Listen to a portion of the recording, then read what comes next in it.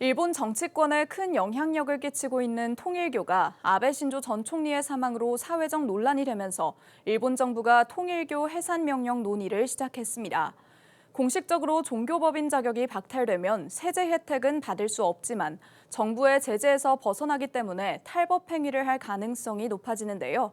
이에 따른 대책 마련이 필요합니다. 장세인 기자입니다. 지난해 7월 아베 신조 일본 전 총리를 살해한 20대 일본 남성. 이 남성은 통일교가 자신의 어머니에게 거액을 기부하도록 강요해 가정이 파탄에 이르게 됐다고 밝혔는데 통일교가 일본 정치권과도 깊은 유착 관계가 있는 것으로 드러나면서 사회적 논란이 커졌습니다.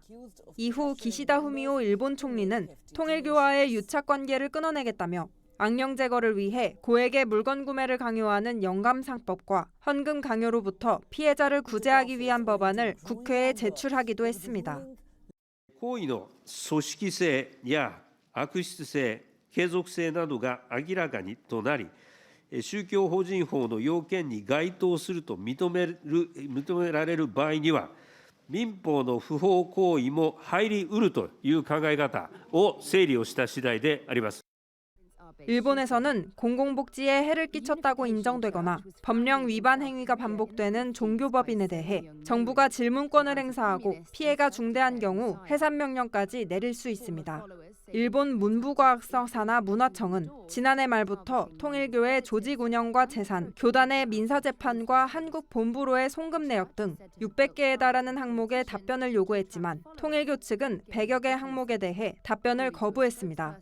일본 정부는 자료 제출 거부를 이유로 과태료를 부과하고 고액 헌금 피해 관련 증언 등을 토대로 10월 중순쯤 법원에 통일교 해산 명령을 청구할지 논의 중이지만 정치계와의 깊은 유착 관계로 딜레마에 빠졌을 것이란 전문가 의견이 나옵니다.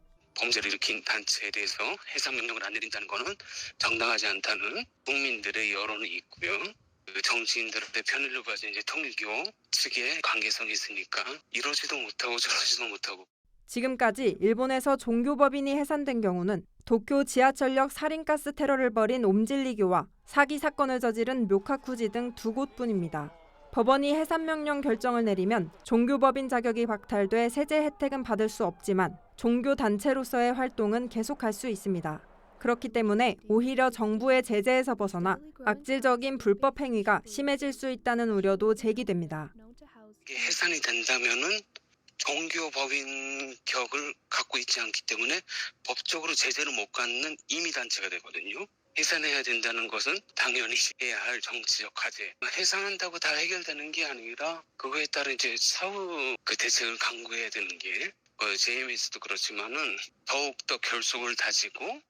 통일교가 일본의 중앙정부와 지방 곳곳까지 큰 영향력을 행사하는 가운데 이번 해산 명령 논의를 시작으로 통일교에 대한 본격적인 대처 방안까지 마련될 수 있을지 관심이 모아집니다.